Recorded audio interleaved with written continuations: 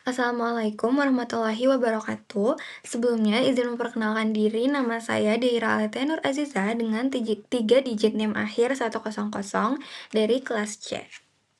Pada kesempatan kali ini, saya akan mempresentasikan tentang kajian struktur molekul dan mekanisme reaksi pada sintesis obat sederhana, yaitu prokain. Pertama-tama, prokain itu merupakan anestesi lokal generasi pertama yang nama dagangnya itu adalah novokain.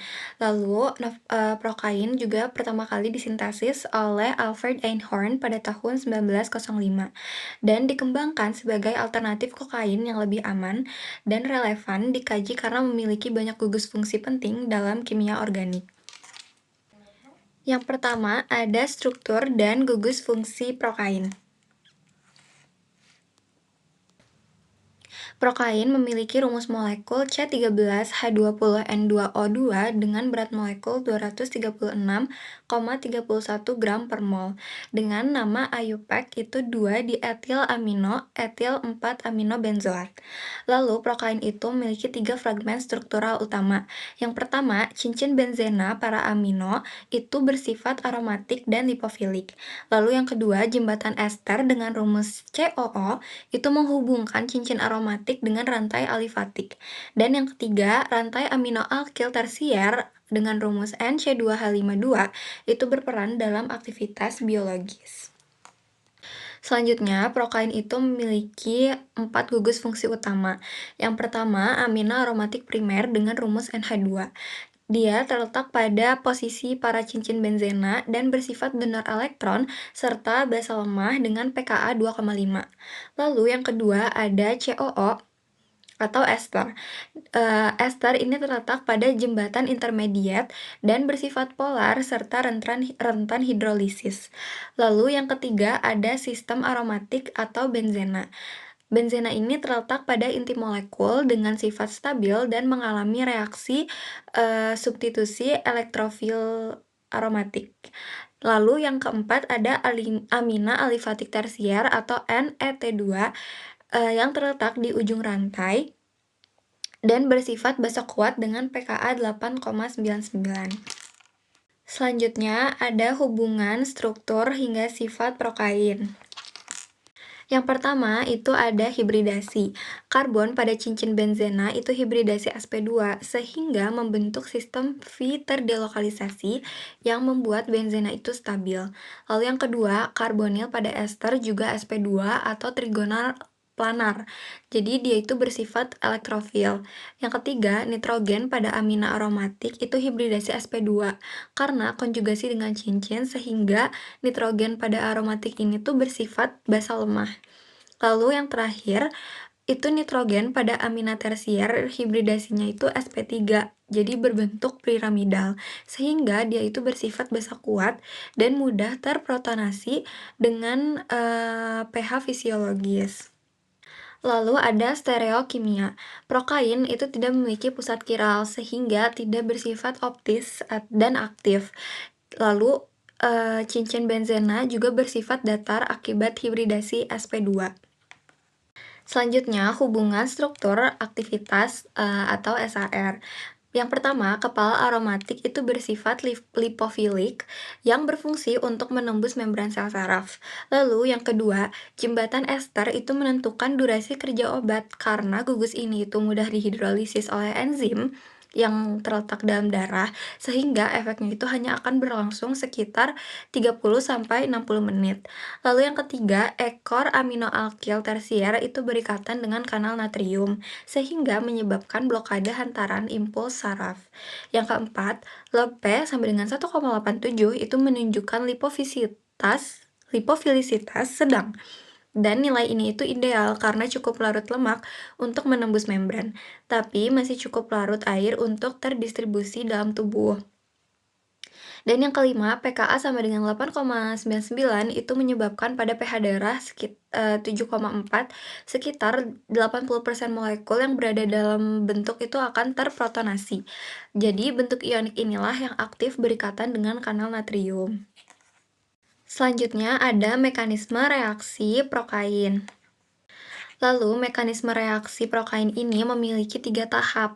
Pada tahap pertama, itu ada pembentukan asil klorida 4-nitrobenzoil klorida.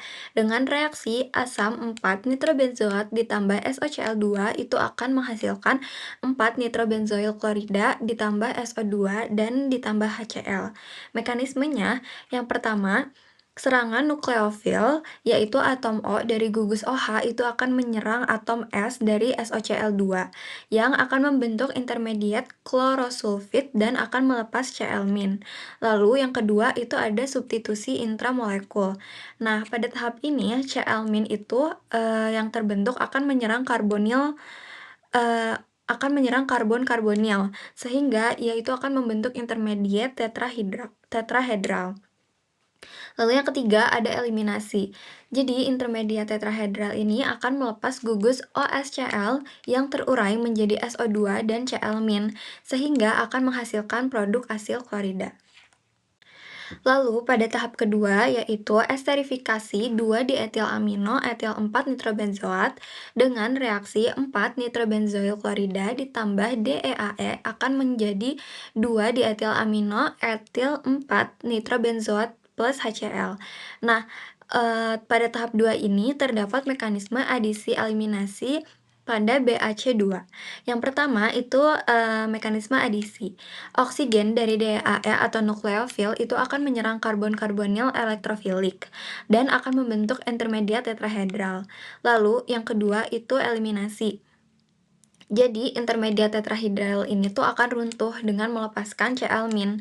Nah, jadi si gugusnya itu pergi dengan baik dan akan menghasilkan ikatan rangkap 2 C karbon dengan oksigen dan akan kembali dan membentuk ester. Lalu pada mekanisme yang ketiga itu netralisasi. Jadi basa organik atau ET3N akan menetralkan HCl yang terbentuk untuk mencegah protonasi nitrogen DEAE dan akan menggeser kesetimbangan ke arah produk. Lalu pada tahap yang terakhir yaitu tahap ketiga ada reduksi gugus nitro atau pembentukan prokain. Nah, pada tahap ketiga ini ada 2 metode. Yang pertama itu metode A yaitu hidrogenasi katalitik H2 atau PDC. Jadi prosesnya itu H2 akan diabsorpsi pada permukaan PD. Nah, lalu akan teraktivasi menjadi atom H yang reaktif. Reaksinya itu bertahap dari NO2 menjadi NO atau nitroso, lalu akan menjadi NHOH atau hidroksil amina dan akan menjadi NH2 atau amina. Dengan persamaan reaksi, NO2 ditambah 3H2 akan menjadi NH2 ditambah 2H2O. Lalu pada metode B itu terjadi reduksi kimia antara Fe atau Cl dengan metode Beckhamp. Dengan proses Fe atau O itu teroksidasi menjadi Fe2+ atau Fe3+ dan akan menyumbangkan elektron untuk mereduksi gugus nitro secara bertahap dalam media asam. Dan yang terakhir ada kesimpulan. Jadi, kesimpulannya itu, yang pertama, pada struktur, prokain itu tersusun atas cincin benzena para amino dan jembatan ester serta rantai amino alkil tersier.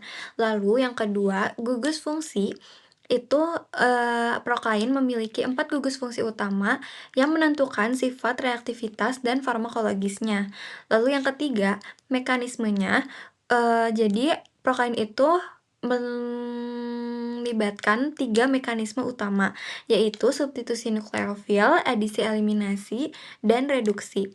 Dan yang terakhir itu untuk SAR, jadi aktivitas anestesi lokal itu ditentukan oleh farmakofora atau kepala lipofilik, jembatan ester, dan ekor amino alkil.